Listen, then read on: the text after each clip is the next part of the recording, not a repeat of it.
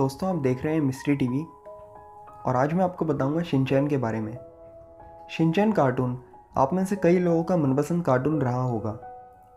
ये कार्टून जितना मज़ेदार था, इसके पीछे की कहानी भी उतनी ही दुख भरी है।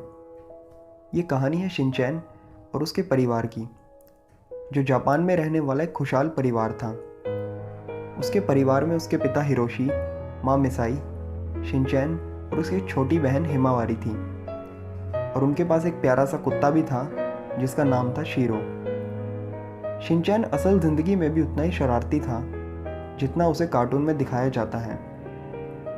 एक दिन मेसाई अपने दोनों बच्चों शिनचैन और हिमावारी के साथ शॉपिंग के लिए गई। मेसाई अपनी शॉपिंग में व्यस्त थी।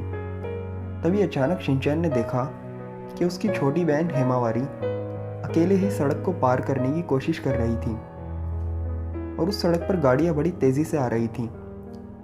तभी शिनचैन अपनी बहन की मदद करने के लिए उसकी ओर भागा और उसी समय एक तेज़ रफ्तार गाड़ी ने आकर उन दोनों बच्चों को टक्कर मार दी, जिसमें उन दोनों की मौत हो गई। अपने दोनों बच्चों को खोने के बाद मेसाई पूरी तरह से टूट गई और वो खुद को अपने बच्चों की मौत का जिम्मेदार मानने लगी। और अपने बच्चों की याद में मेसाई हर रोज़ एक बुक में अपने बच्चों की तस्वीरें बनाया करती थी और उनकी शरारतों के बारे में लिखा करती थी। यही कारण था जब कार्टून क्रिएटर योशिता उसूई ने उस बुक को पढ़ा तो इससे वो बहुत प्रेरित हुए और उन्होंने शिनचैन की ज़िंदगी पर कार्टून बनाया, जिसका नाम रखा गया क्रेयॉन शिनचैन।